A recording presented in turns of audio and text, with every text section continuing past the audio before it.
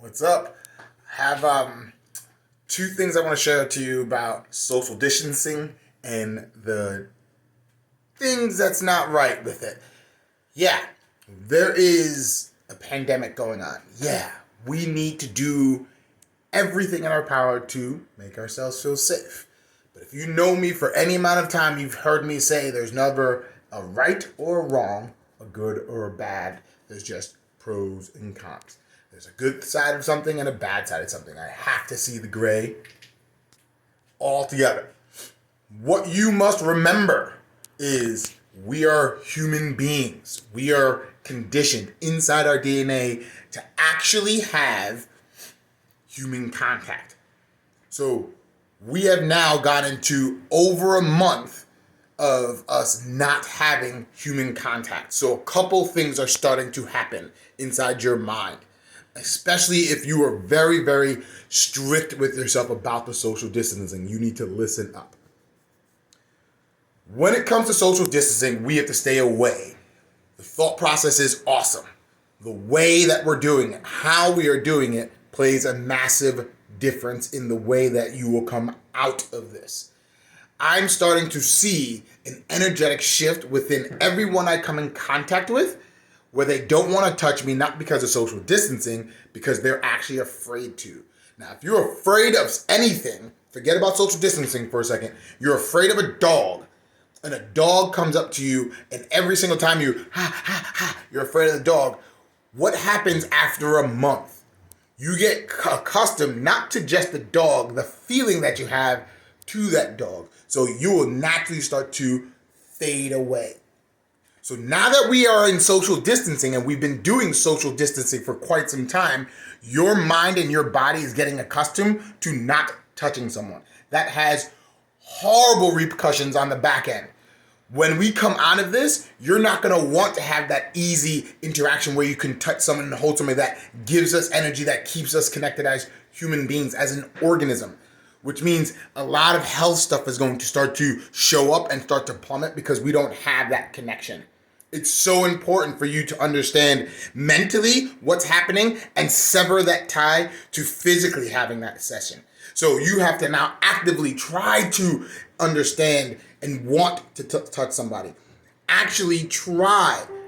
And if you don't believe me, think about the last time you actually wanted to hug somebody. In the last month that you wanted to come out and go, oh my God, and hug somebody. And it cannot be a family member, someone in your household.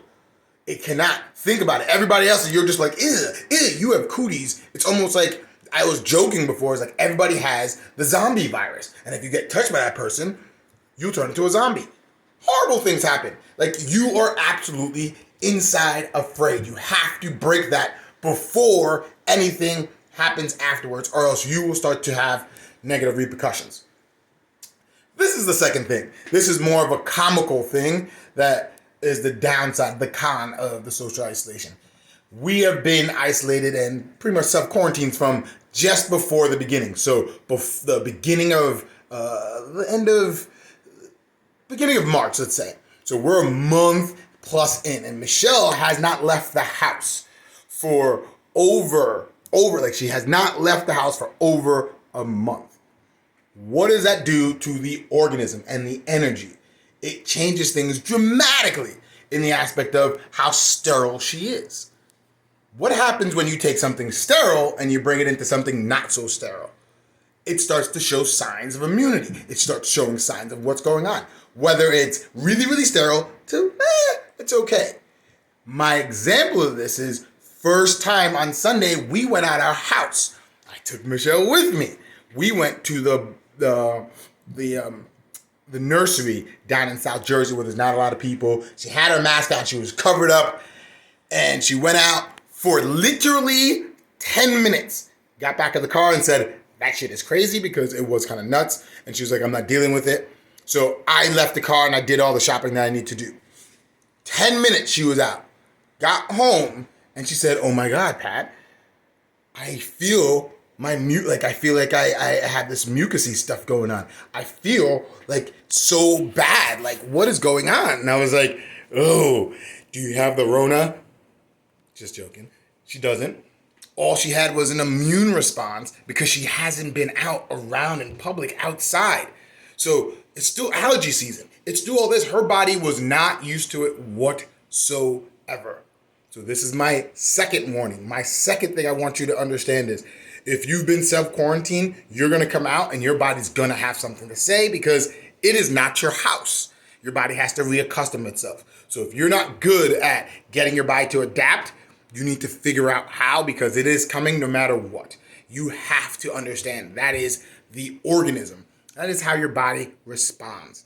And hopefully those two things get you to understand that one, you are human. You need to touch. You need to, and we're conditioning our mind and our body to have a negative effect to something that's so important to us.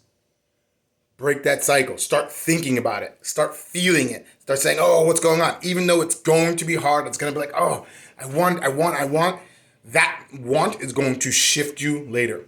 And then this is the downside. We can't really go out and talk and go with people, but get outside and start getting in all that natural bacteria, the natural stuff that we naturally have to deal with. Or else you're going to have a shock because if you're going out now, there's not a lot of people out. There's not a lot of things. There's not a lot of stuff in the air. But once everyone says go, it's going to go haywire. That means everyone's going to do it. Which means everything's going to jump, which means you're going to have a higher response to it. So hopefully this helped. Tell me how you feel about it. Tell me what's going on because this is a touchy subject and it's kind of taboo. And you know what? If you hate me for it, sorry. I'm just telling the truth.